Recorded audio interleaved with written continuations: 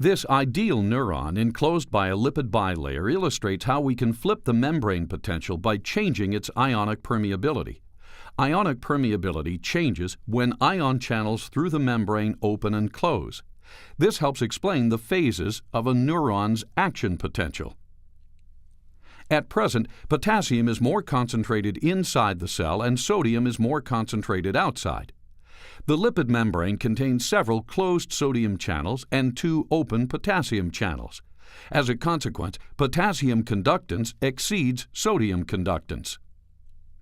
Free potassium movement across the membrane allows potassium to reach its equilibrium potential and establishes the cell's membrane potential at negative 80 millivolts. This represents the resting membrane potential. When the sodium channels are suddenly opened, sodium ions rush into the cell. At this point, sodium conductance exceeds potassium conductance. Accordingly, the membrane potential becomes more positive as it approaches the equilibrium potential for sodium.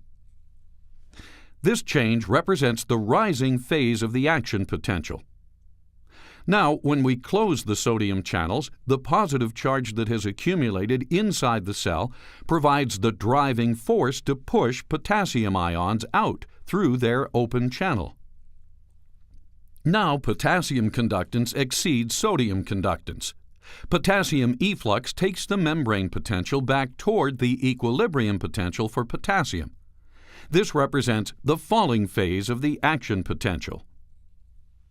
Finally, the resting state is restored. Potassium conductance is greater than sodium conductance, and the membrane potential equals the potassium equilibrium potential.